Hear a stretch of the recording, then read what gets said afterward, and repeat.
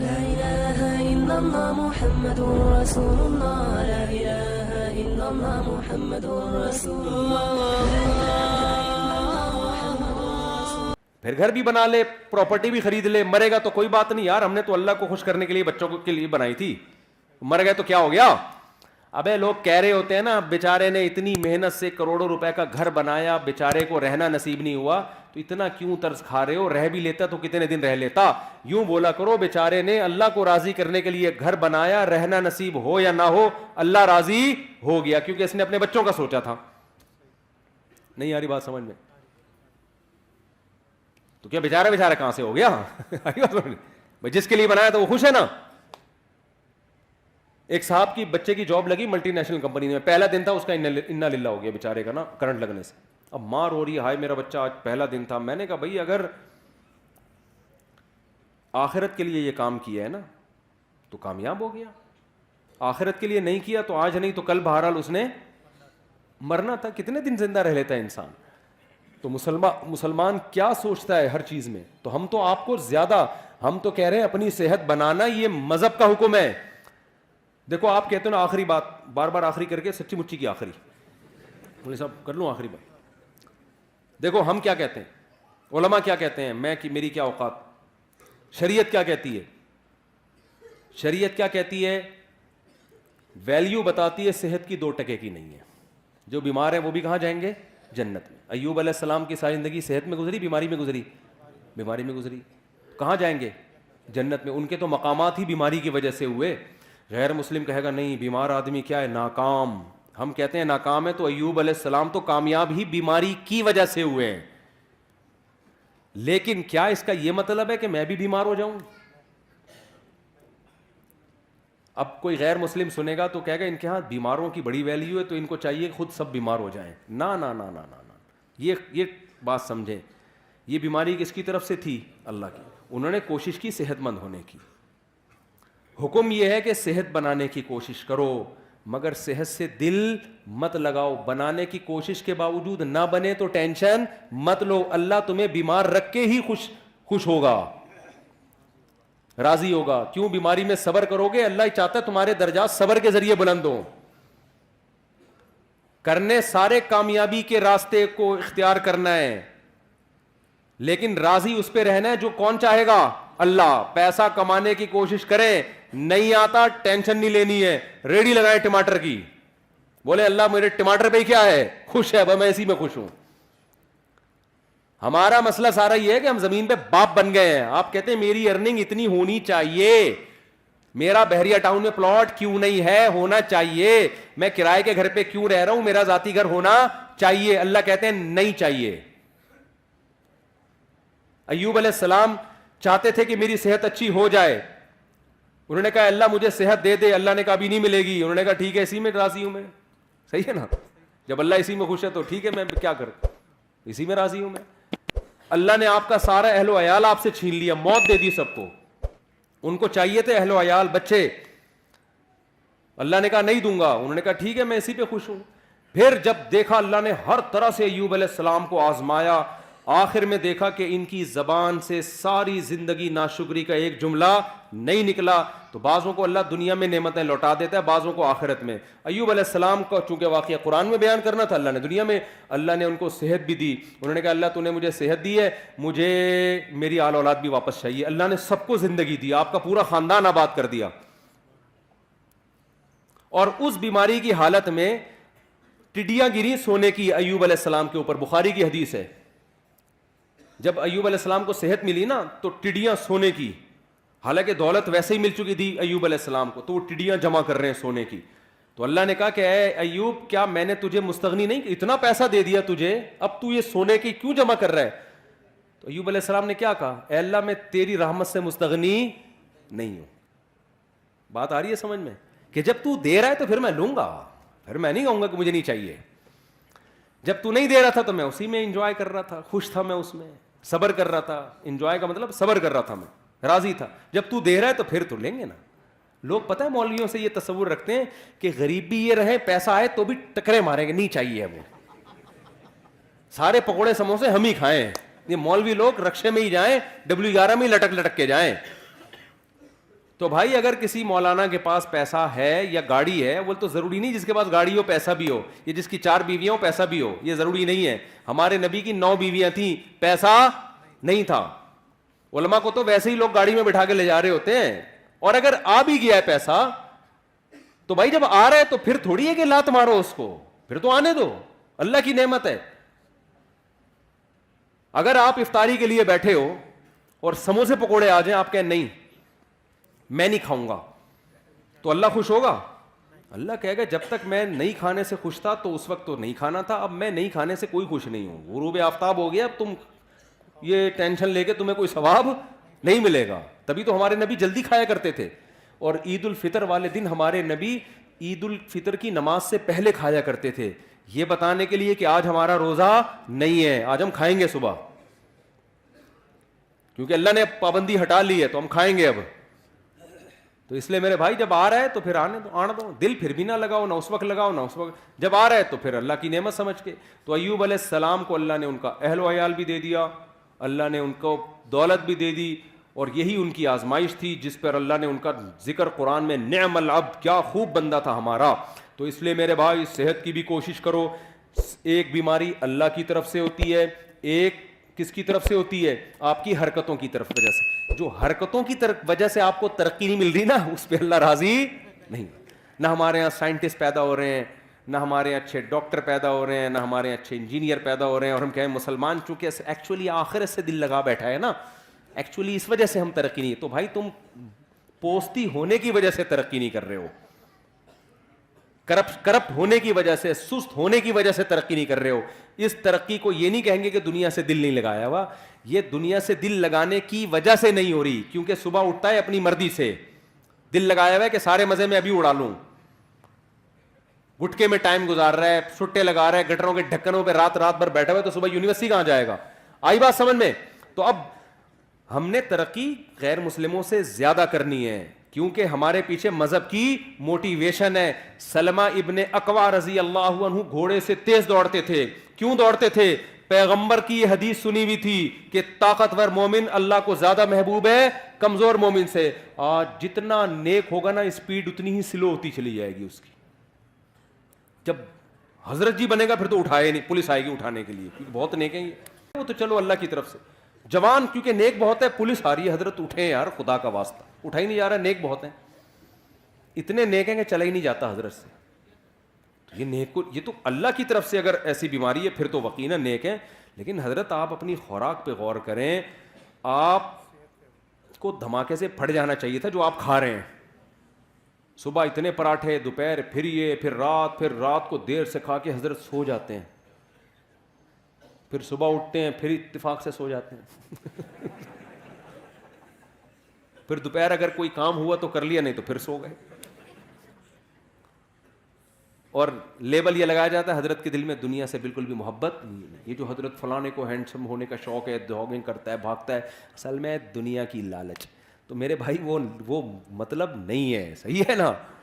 مسلمان کی صحت بھی اچھی ہوتی ہے, خوراک پہ کنٹرول کرتا ہے. کیوں؟ اس کے رب کا حکم ہے کہ یہ زندگی جو پروجیکٹ کے لیے تمہیں بھیجا ہے نا, اس پہ جب کمپنی بلائے گی تو آنا, خود سے بھاگ کے آئے نا. اگر وہ جو میں نے مثال دی تھی نا کمپنی کی, تو پھر پولیس اریسٹ کرے گی. ہمیں تو خودکشی کی اسی وجہ سے اجازت نہیں ہے کہ اللہ میاں نے جس کام کے لیے بھیجا اسی میں لگے رہو, خود سے پہلے قبر میں جانے کی کوشش مت کرو. خودکشی ایک جزوی ہوتی ہے, کلی خودکشی ہے, کھمبے سے لٹک گئے فوراً مار دیا. اس پہ کتنی شدید وعید ہے. حدیث میں آتا ہے جس نے اپنے آپ کو جس طرح سے قتل کیا, جب تک قیامت قائم نہیں ہوگی نا, برزخ میں اسی طرح مارتا رہے گا. یہ کلی طور پر. اور ایک ہے جزوی, سگریٹیں پھونک کے مار رہا ہے اپنے آپ کو, وزن بڑھتا جا رہا ہے, ڈاکٹر کہہ رہے ہیں تو لڈو کم کر دے ورنہ تو لڈو بن جائے گا تھوڑے دنوں میں. لڈو بن گیا ہے پورا, پھر بھی لڈو پھوڑے جا رہا ہے نا. اور جب اس کو سمجھایا جائے تو کہتا ہے میٹھا کھانا کیا ہے؟ سنت ہے. پھر تیجے کا کھانا, 40ویں کا کھانا, شب برات کا کھانا, 12 ربیع الاول کا کھانا, محرم کے کھانے.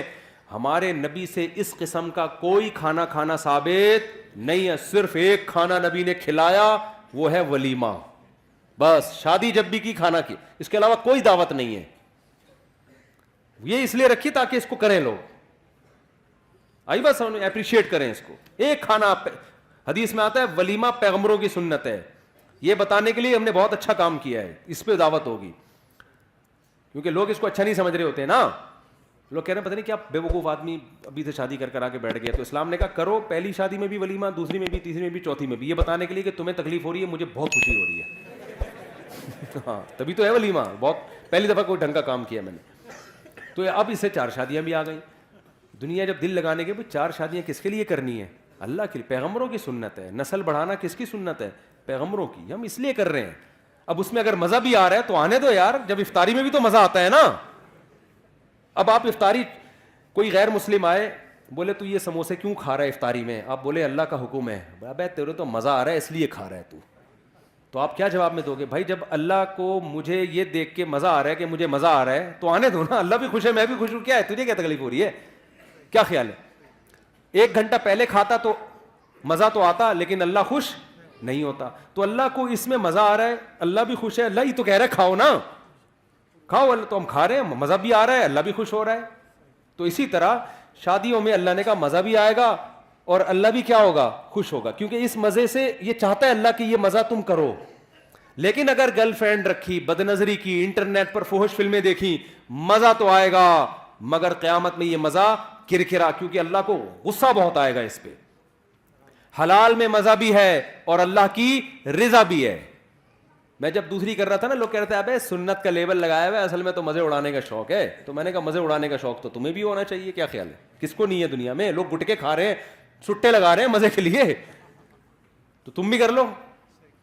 میں تو کر اس لیے, میں نے کہا یار جب اللہ کو خوشی ہو رہی ہے کہ اگر مجھے مزہ آ رہا ہے تو اللہ کو خوشی ہو رہی ہے, تو میں کیوں نہیں کروں ایک کام. بھائی ویسے آتا واتا نہیں ہے, یہ دماغ میں رکھ لینا, حقیقت بتا رہا ہوں میں.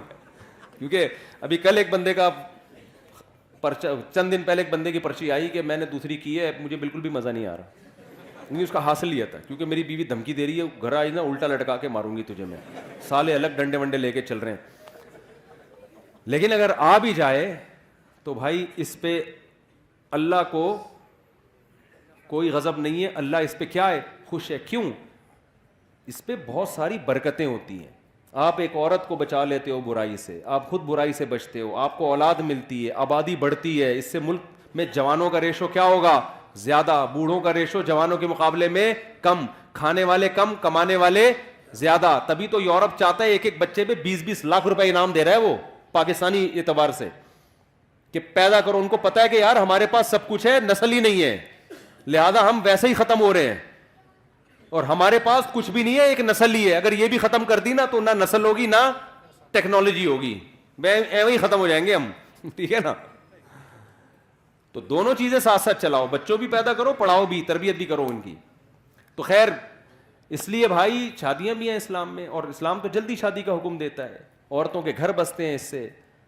تو میں نوجوانوں سے کہتا ہوں نہ فلمیں دیکھو, نہ لڑکیوں سے دوستیاں لگاؤ, کیا کرو بھائی؟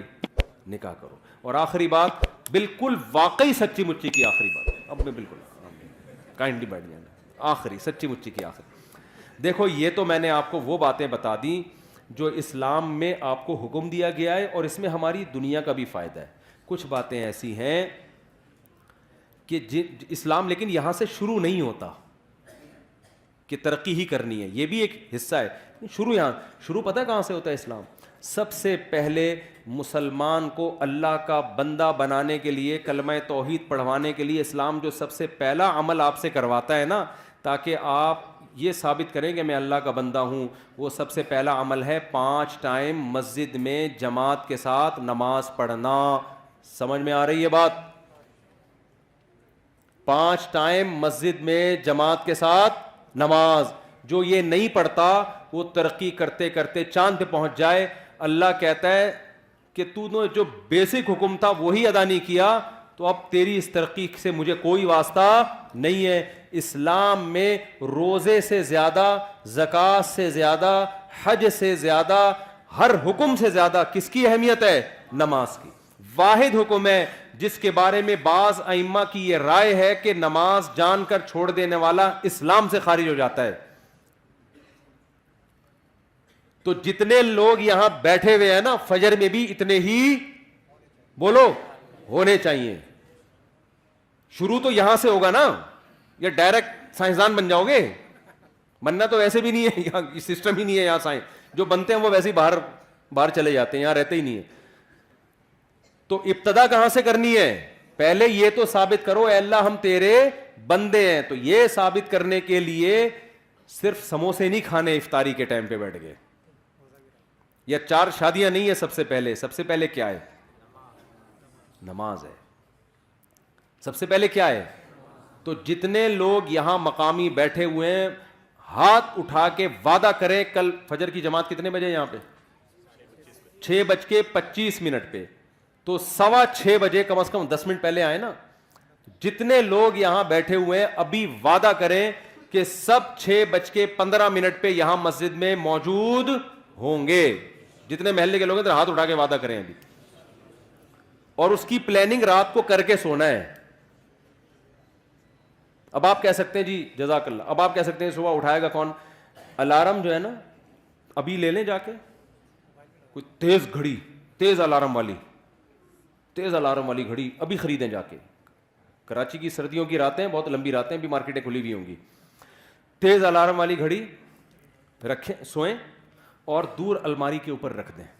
قریب رکھ کے سوئیں گے نا تو دبا کے دوبارہ سو جائیں گے آپ. ہاں، تیز الارم والی گھڑی دور رکھیں، اتنی زور سے بجے کہ آپ کو ٹینشن ہونا شروع ہو جائے یار اس کو اٹھ کے جا کے بند کرنا پڑے گا ورنہ محلے والے آ جائیں گے. ایسی گھڑی ہو، دور رکھیں اس کو. ہوتا یہ ہے کہ جب آدمی گہری نیند میں ہوتا ہے پھر کہتا ہے یار بیان میں مفتی صاحب نے کیا تھا، فجر کی اہمیت بھی بہت بیان کی تھی، اللہ کی بندگی کے لیے ہم دنیا میں آئے ہیں، کمپنی نے پروجیکٹ دیا تھا، یہ دیا تھا، وہ بڑے زبردست، وہ گھوڑے سے دوڑنا چاہیے، یہ کرنا چاہیے، سموسے بھی کھانے چاہیے، سب چیزیں اٹرم پٹرم نہ آ رہی ہوں گی، عمل زیرو ہوگا. تو شروع کہاں سے کرنا ہے بھائی؟ نماز سے. پھر جب گہری نیند ہوگی آدمی کہے گا کل سے انشاءاللہ میں فجر کی نماز شروع کروں گا، اور وہ کل قیامت تک نہیں آئے گی. گہری نیند میں یہی آ رہا ہوتا ہے. تو آپ نے کیا کرنا ہے؟ دور رکھنا ہے. اس سے جب آپ اٹھ کے جائیں گے نا اس کو بند کرنے کے لیے تو آدھی نیند آپ کی غائب ہو چکی ہوگی. اس کے بعد آپ نے کیا کرنا ہے؟ شیطان کہے گا ابے مسجد کے تو پورا ہی ایک دن سے ہی مولوی بن جائے گا کیا؟ تو اتنا نیک بن جائے گا؟ ابھی آہستہ آہستہ یار، ابھی تو ہم عشاء سے شروع کریں گے. تو آپ نے شیطان کو کیا کہنا ہے؟ یہ میں بالکل صحیح نسخہ بتا رہا ہوں. آپ کو نے شیطان کو کہنا ہے میں صرف واش روم سے فارغ ہو کے آ رہا ہوں، نماز پڑھنے مسجد میں نہیں جاؤں گا. جب واش روم سے فارغ ہو جائیں گے آپ تھوڑی نیند اور زیادہ غائب ہو جائے گی. پھر شیطان کہے گا اب سو جا. آپ کہیں گے ٹھہرو رکو ذرا ٹھہرو رکو ذرا. پھر آپ نے کیا کرنا ہے؟ آپ نے شیطان سے کہنا ہے صرف میں وضو کر لوں پھر میں سو جاؤں گا. یہ حدیث کا مفہوم پیش کر رہا ہوں میں. شیطان 3 گرہیں لگاتا ہے. جب انسان اٹھتا ہے ایک گرہ کھلتی ہے. تو حدیث میں آتا ہے جیسے جیسے یہ عمل کرتا چلا جائے گا نا گرہ، یہاں تک کہ جب وضو کر لے گا نا تو آپ نے فرمایا 3 گرہیں اب شیطان کا زور نہیں چلے گا. اب آدمی کہے گا یار اتنی قربانی دے کے وضو کر لیا ہے، اب جاؤ فجر کی نماز. اور خدا کی قسم فجر پڑھیں گے مزہ نہ آئے پیسے واپس. جتنا لطف اللہ نے فجر کی جماعت میں رکھا ہے نا اتنا کسی نماز میں نہیں رکھا. آپ کہیں گے آج تو ہٹو بچوں ہو گیا یار، سموسے میں وہ مزہ نہیں آیا جو فجر پڑھنے میں آیا. اتنا کتنے اچھے کام سے ابتدا ہوتی ہے یار دن کی. غیر مسلم اس نعمت سے محروم ہے. وہ صبح اٹھتے ہی ایسے ہی آفس چلے جاتے ہیں، بس اپنی پینٹ پہنی اور چلے گئے آفس. ہمارا اللہ نے کتنا پیارا نظام رکھا. وضو کا اپنا مزہ ہے، ایسے وضو کرتا ہے، دانت صاف کرتا ہے، چہرہ دھوتا ہے، مسح کرتا ہے، پاؤں دھوتا ہے، اس کے بعد مسجد میں آتا ہے. کیسا سکون کا ماحول. صبح صبح لڑ بھی نہیں رہے ہوتے لوگ، باتیں بھی نہیں کر رہے ہوتے، سب تمیز سے بیٹھے ہوئے ہوتے، نیند ہوئی بھی ہوتی ہے نا سب کی، ایسے نہ کوئی غیبت ہو رہی ہوتی ہے، سب آرام سے. امام کو پیچھے مڑ مڑ کے بھی نہیں دیکھ رہے ہوتے کب آ رہا ہے کہ نہیں آ رہا. ظہر میں آدھا منٹ امام لیٹ ہو جائے نا سب مڑ مڑ کے ٹینشن ہوتی ہے. فجر میں نے دیکھا تھوڑا لیٹ بھی ہو جاؤ نا لوگ آرام سے بیٹھے ہوتے، سکون میں ہوتے ہیں نا، نیند پوری ہو گئی، ڈپریشن نہیں ہوتی. ظہر میں دیکھیں گے پتہ نہیں کدھر رہ گیا، کیا ہو گیا، پھر ادھر سے باتیں ابھی کہاں رہ گئے امام، تو ٹینشن ہوتی ہے. تو آ کے بیٹھیں گے، پھر امام کے پیچھے اللہ کے سامنے ہاتھ باندھ کے کھڑے ہوں گے، رکوع کریں گے، سجدہ کریں گے، سبحان ربی الاعلیٰ سبحان ربی الاعلیٰ، تلاوت سنیں گے، سلام پھیریں گے، ہٹو بچوں ہو جائے گا. پھر پوستیوں کی طرح جا کے دوبارہ سو جائیں گے، اٹھیں گے پھر وہی 11 بجے. نہ سوئیں تو اچھا ہے, لیکن چلو نماز تو پڑھ لی نا, دن کی ابتدا تو اچھی ہو گئی, تو کریں گے. اور جس نے فجر پڑھ لی نا جماعت سے, تو باقی نماز میں جماعت سے پڑھانے کی اس کو ترغیب دینے کی ضرورت, باقی اس کا باپ بھی پڑھے گا انشاءاللہ. وہ کہے گا یار جب مشکل کام کر لیا, دن کی ابتدا اچھے کام سے ہوئی تو پھر باقی بھی اچھا ہو جائے. اللہ ہمیں